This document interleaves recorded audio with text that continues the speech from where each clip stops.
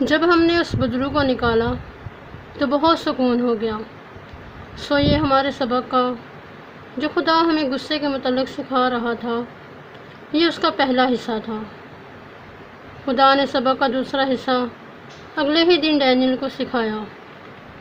جب ڈینیل کو ہمارے گھر سے تقریباً 20 میل کے فاصلے پر، جہاں سے ہم سودا وغیرہ لیتے ہیں، کلنٹن نامی ایک چھوٹے سے شہر میں جانا پڑا، جس کی آبادی تقریباً 2500 لوگوں پر مشتمل ہے۔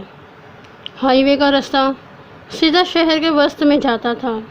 اس راستے پر عام طور پر 50 میل فی گھنٹہ کی رفتار سے آپ گاڑی چلا سکتے ہیں۔ سو ڈینیل بھی اپنے راستے پر چلا جا رہا تھا، لیکن خدا کا شکر ہے کہ میں اس دن اس کے ساتھ نہیں تھی۔ سڑک پر ایک ٹرک بڑی تیز رفتاری سے ڈینیل کے سامنے آ رہا تھا۔ وہ ٹرک اس سے کچھ ہی دوری کے فاصلے پر تھا کہ اچانک ایک پرانی کار، جس کا ڈرائیور ایک بزرگ آدمی تھا، اس ٹرک کے سامنے آ گیا۔ اس ٹرک ڈرائیور نے بہت مشکل سے بریک لگا کر اس کار کو حادثے سے بچایا۔ جب وہ اپنی گاڑی کو کنٹرول کر چکا تو مشتعل ہو کر زور سے ہارن بجانے اور اس کار والے پر چلانے لگا، لیکن شاید بابا جی کو سمجھ نہ آیا کہ پیچھے کیا ہوا ہے۔ بس اس نے ہارن کی آواز سن کر اپنی کار ایک طرف کر لی۔ وہ ٹرک ڈرائیور کار والے پر غصے سے چلایا۔ وہ بزرگ دوسری طرف کو ہو گیا۔ جب ڈینیل نے یہ سب دیکھا تو وہ بھی مشتعل ہو گیا، اور زندگی میں پہلی بار میرے شوہر نے یہ سوچا کہ میں کیا کر رہا ہوں۔ اس نے کہا، خداوند، میں اتنا غصے میں کیوں آ گیا ہوں؟ میرا دل کر رہا ہے کہ کسی کو جان سے مار دوں، جبکہ میرے غصے میں آنے کی کوئی وجہ بھی نہیں ہے، اور ریبیکا بھی میرے ساتھ نہیں ہے۔ اور جلد ہی خداوند نے اسے افسیوں 4 باب کا حوالہ یاد کروایا، جو ہم نے شروع میں پڑھا تھا، جہاں لکھا ہے، سورج کے ڈوبنے تک تمہاری خفگی نہ رہے اور ابلیس کا موقع نہ دو۔ انگلش میں یہ اس طرح سے ہے، do not give place to the devil, یعنی ابلیس کو جگہ نہ دو۔ یہاں لفظ جگہ جغرافی اعتبار سے استعمال ہوا ہے، جیسے ہمارا گھر ایک جگہ ہے، یہ کمرہ ایک جگہ ہے، جہاں ہم اپنی گاڑیاں پارک کرتے ہیں ایک جگہ ہے۔ عزیزو، جب ہم غصہ ہوتے ہیں اور پھر غصے کی حالت میں گناہ کرتے ہیں تو ہم غصے کی بدروحوں کو قانونی حق دیتے ہیں کہ وہ اس جگہ پر آئیں جہاں ہم ہیں، اور جب کوئی دوسرا شخص اس جگہ آتا ہے تو وہ خود بخود ہی ان بدروحوں کے سائے تلے آ جاتا ہے۔ وہ ہم پر حملہ آور ہوتی اور لمحے بھر میں وہ بدروہیں ہمارے اندر غصے کی سوچیں منتقل کرنا شروع کر دیتی ہیں، اور جب ہم ان کو اجازت دیتے ہیں تو وہ مزید ہمیں غصے سے بھرتی ہیں۔ ذرا یاد کریں، آپ اپنی زندگی میں آخری مرتبہ کب غصے میں آئے تھے؟ جب آپ کو غصہ آیا اور چند ہی لمحوں میں آپ 10 گنا مزید غصے سے بھر گئے۔ ذرا سوچئے، کیا یہ سچ نہیں ہے؟ ایسا کیوں ہوا؟ اس لیے کہ جب آپ مشتعل ہوئے تو انہی بدروحوں نے آپ کو مزید اشتعال دلانے کے لیے غصہ آور سوچیں آپ کے ذہن میں منتقل کرنا شروع کی۔ کیا جب آپ مشتعل ہوئے تو چند ہی لمحوں میں حالات بدل نہیں گئے؟ وہ سارا ماحول خراب ہو گیا۔ کیا یہ درست نہیں؟ ہاں، یہ سچ ہے، ہمارا غصہ کام کرتا ہے۔ ہمارے غصے کا جذبہ اشتعال انگیزی کی بدروحوں کو اپنی طرف مائل کرتا ہے، جو ادھر ادھر گھومتی پھرتی ہیں، کسی نہ کسی کے لیے مسائل پیدا کریں۔ جب آپ غصے میں آتے ہیں تو وہ اڑ کر آپ کی طرف آتی، آپ پر حملہ کرتی اور آپ کے ذہن میں اشتعال انگیزی کی سوچیں منتقل کرتی ہیں۔ ان کا مقصد آپ کو غصے میں بے قابو کرنا اور آپ سے گناہ کروانا ہوتا ہے، اور جب آپ بے قابو ہو جاتے ہیں تو ان کے لیے دروازہ کھل جاتا ہے، اور وہ آپ کے اندر داخل ہو کر آپ کو اپنے قابو میں کر کے تباہ کرنے کی کوشش کرتی ہیں، کیونکہ وہ آپ سے نفرت کرتی ہیں۔ یاد کیجئے، جب آخری مرتبہ آپ بے قابو ہوئے تو آپ نے چاہا کہ کوئی چیز اٹھا کر مارے یا توڑے۔ آپ میں سے بہت سے ایسے ہوں گے جنہوں نے غصے میں آ کر کوئی چیز اٹھا کر کسی کو ماری یا توڑی ہوگی، پھر اپنے آپ کو زخمی کیا ہوگا۔ عزیزوں، یہ باتیں تعلقات میں خرابی پیدا کرتی ہیں۔ اس میں جواب کیا ہے؟ عزیزوں، جواب بہت آسان اور سادہ ہے، اور وہ یہ ہے کہ آپ نے ان بدروحوں کا مقابلہ کرنا ہے۔ مگر کس طرح؟ یہ بھی بہت آسان ہے۔ آپ یسوع کے نام سے ان کو جھڑکیں گے۔ جیسے ہی آپ کو غصہ آئے، آپ نے بآواز بلند کہنا ہے کہ اے غصے کی روح دور ہو جا، غصے کی روح دور ہو جا۔ یہ اتنا مشکل کام نہیں ہے۔ اگر آپ کے گھر میں آپ کی بیوی یا شوہر غصے میں ہے تو آپ نے اس کی طرف پھرنا ہے اور غصے کی روح کو جھڑکنا ہے۔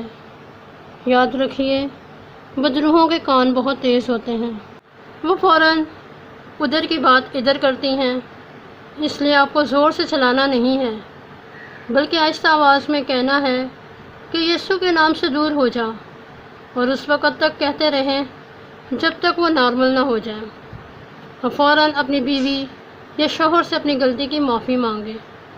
غصے کی حالت میں معافی مانگنا یا معاف کرنا ذرا مشکل لگتا ہے، لیکن ایسا کرنا ضروری ہے۔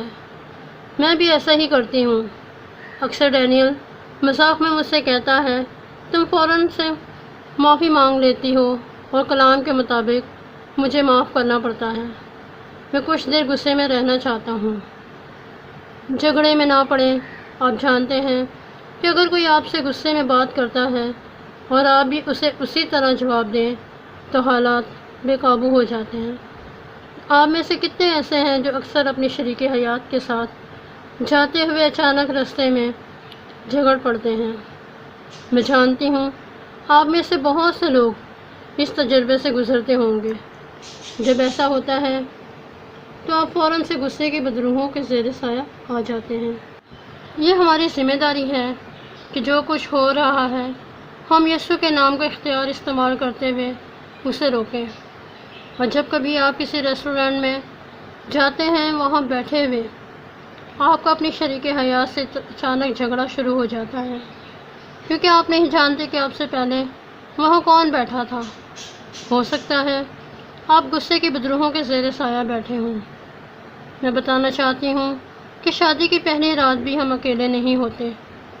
بدروحیں ہمارے ارد گرد ہوتی ہیں، جن کا مقصد ہمارے لیے مسائل پیدا کرنا ہوتا ہے۔